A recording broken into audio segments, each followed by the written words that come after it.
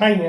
எல்லாரும் எப்படி இருக்கீங்க? நான் சூப்பராவே இருக்கேன். நான் இந்த வீடியோவில் உங்க கூட ஷேர் பண்ணக்கூடிய படம் என்னன்னு கேட்டிங்கன்னா, கருப்பு. சூர்யா, ஆர்ஜே பாலாஜி, த்ரிஷா எல்லாருமே நடிச்சிருக்கக்கூடிய ஒரு படம். சாய் அபங்கர் மியூசிக்கில் ட்ரீம் வாரியர்ஸ் தயாரிச்சிருக்கக்கூடிய ஒரு படம்.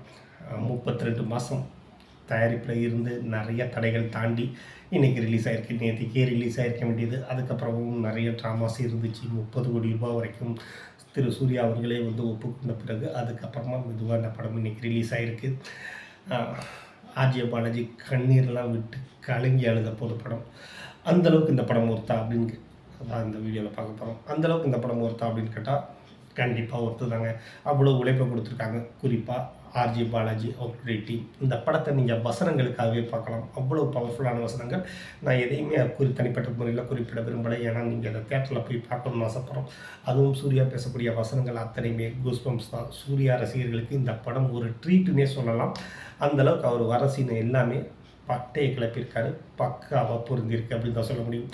ஆர்ஜே பாலாஜி இந்த படத்தில் வில்லன் அப்படின்னு சொன்னாங்க. ட்ரைலரில் பார்க்கும்போது ஒரு மாதிரியாக தான் இருந்துச்சு. சூர்யா மாதிரியான ஒரு மாஸ் ஹீரோவுக்கு ஆர்ஜே பாலாஜியான ஒரு அப்புறம் இது வரைக்கும் நம்ம காமெடியாக ஒரு சில்லியான ஒரு ரோலில் மட்டும் தான் பார்த்துருக்கோம். ஒரு செட் ஆவாரா அப்படிங்கிறது ஃபர்ஸ்ட் ஆஃப் ஃபுல்லாகவே கொஸ்டின் வந்துச்சு. ஏன் இப்படி பண்ணியிருக்காரு? ஒருவேளை டைரக்டர் அப்படிங்கிறனால இந்த மாதிரிலாம் பண்ணிக்கிட்டாரா அப்படிங்கிற மாதிரி இருந்துச்சு. பட் செகண்ட் ஹாஃபில் ஆர்ஜே பாலாஜிக்காகவே இதை எழுதுன மாதிரி இருந்துச்சு. அந்தளவுக்கு அவர் ஆக்டாக இருந்தார்.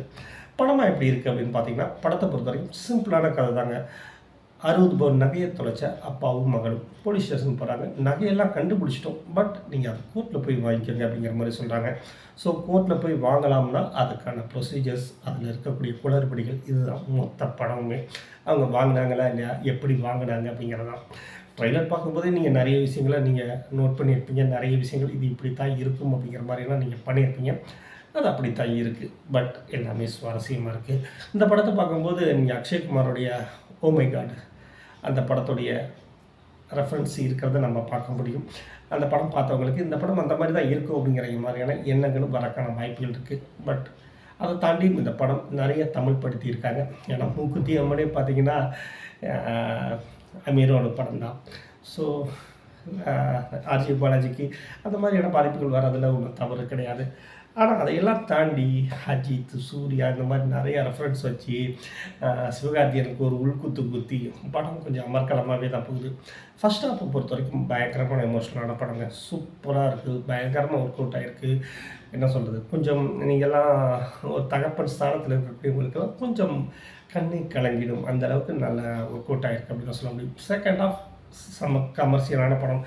ஜாலியாக காமெடி பண்ணி ஆக்ஷன் அது இதுன்னு போட்டு பின்னி படம் எடுத்திருக்காங்க. ஸோ நமக்கு அதை பார்க்கும்போது ஃபஸ்ட் ஹாஃப் அளவுக்கு நமக்கு செகண்ட் ஹாஃப் ஒர்க் அவுட் ஆகலையோ அப்படிங்கிற மாதிரி தோணும். பட் இந்த படத்துக்கு இது இப்படி இருந்தால் தான் கரெக்டாக இருக்கும். சிட்டிக்குள்ளே படம் எப்படி போகுங்கிறது எனக்கு தெரியாது. பட் பிஎன்சி சென்டரில் படம் பட்டையை கலப்பும். சூர்யாவுக்கான ரசிகர்களை அதிகப்படுத்தும் அப்படிங்கிறது நிச்சயமாங்க. நான் ஒரு 13 வருஷமாக தொடர்ச்சியாக தியேட்டருக்கெலாம் எந்த விதமான வெற்றியும் கொடுக்காத சூர்யாவுக்கு இந்த படம் நிச்சயமாக ஒரு வெற்றியாக இருக்கும் அப்படின்னு நம்புகிறேன். இந்த படத்தோட மைனஸ்னால் அதான் சொன்ன மாதிரி ஃபர்ஸ்ட் ஹாஃப் அளவுக்கு செகண்ட் ஹாஃப் இல்லை அப்படிங்கிறது ஒன்று. ரெண்டாவது சாய் அபயங்கர் அவரை நம்ம உடனே போட்டு ஒரு இது குறை சொல்ல வேண்டியதில்லை. பட் இவ்வளோ பெரிய படத்துக்கு அவர் செட் ஆகலை அப்படின்னு தான் சொல்ல முடியும். இதை விட கொஞ்சம் அனுபவசாலிகள் இருந்ததுதான் ஒரு வேலை இந்த இடத்துல அனிருத்தி இருந்திருந்தாங்கன்னா அந்த மாஸ் சீன்கெல்லாம் அவருடைய மியூசிக் எப்படி இருக்குன்னு யோசிக்கிறேன். யுவன் சங்கர் ராஜா இருந்தானே என்ன பண்ணியிருப்பார் அப்படிங்கிறது யோசிக்கிறேன். அது அவரால் ஃபுல்ஃபில் பண்ண முடியலை. அதுக்கான காரணம் அவருடைய ஏஜ், எக்ஸ்பீரியன்ஸ், இது எல்லாமே காரணமாக இருக்கலாம். பட் அதெல்லாம் நம்ம எக்ஸ்கியூஸ் சொல்லவே முடியாது. படமாக பார்க்கும்போது இதெல்லாம் மைனஸ் அப்படிங்கிறத நம்ம சொல்லி தாகணும். இந்த படத்தோட என்னை பொறுத்த வரைக்கும் ஒரே மைனஸ் அப்படின்னு சொன்னால் நிச்சயமாக சாய் அபயங்கர் மட்டும் தான் சொல்லுவேன். மற்றபடி நீங்கள் இந்த படத்தை போய் பாருங்கள். சூப்பராகவே இருக்குது. ஒரு லீவுக்கு ஒரு பெரிய ஆக்டர் படமே இப்போ சமீபமாக வரல. கண்ணுக்கு தேட்டின தூரம் வரைக்கும் என்ன படம் வரப்போகுதுங்கிறது தெரியல. ஸோ நீங்கள் ஒரு ஃபேமிலியாக போகும்போது 2000 3000 செலவு பண்ணி ஒரு படம் பார்க்க போகிறீங்கன்னா இந்த படம் நிச்சயமாக நல்லா தான் இருக்கும். வக்கரமான சீன்கள் எதுவுமே கிடையாது. கொஞ்சம் வன்முறை இருக்குது. நம்ம துரந்தர் மாதிரியான படங்களே பார்த்து 2000 கோடி ரூபா வசூல் பண்ணியிருக்கோம். ஸோ இது அந்தளவுக்கு ஒப்பிடும்போது இது வன்முறைகள் இல்லைன்னு தான் சொல்ல முடியும். இருந்தாலும் பொறுப்பாக சொல்லணும்னா இது 13+ கொடுத்துருக்காங்க. பட் 16+ தாராளமாக கொடுக்கலாம். தலையை தனியாக அறுத்து எடுத்து வீசுகிற மாதிரியான காட்சிகள்லாம் இருக்க தான் செய்யுது. பட் எல்லாத்தையும் தாண்டி இந்த படம் பேசக்கூடிய ஆரம்பம் நல்லாயிருக்கு. சூர்யாவுடைய உழைப்பு அபரிவிதமாக இருக்குது. ஆர்ஜியாவுடைய அவங்களுடைய டீம் ரைட்டிங் வசனங்களுக்காகவே படத்தை பாருங்கள். வேறு என்ன சொல்ல முடியும்? வசனங்கள் எல்லாமே அவ்வளோ அவ்வளோ அவ்வளோ நல்லா இருக்குது. கரெக்டான இடத்துல ப்ளேஸ்மெண்ட் பண்ணியிருக்காங்க. எதுவுமே கிரிஞ்சாக இல்லை, ஓவர் டோஸாக போகலை அப்படிங்கிறது அந்த படத்துடைய பெரிய ப்ளஸ் பாயிண்ட்டே.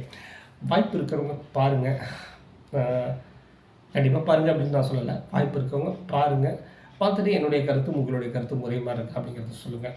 உங்களுடைய கருத்துக்களுக்காக நான் காத்திருக்கிறேன். இன்னொரு வீடியோவில் நான் மீண்டும் சந்திக்கும் வரை உங்களிடமிருந்து விடைபெறுகிறேன். நன்றி.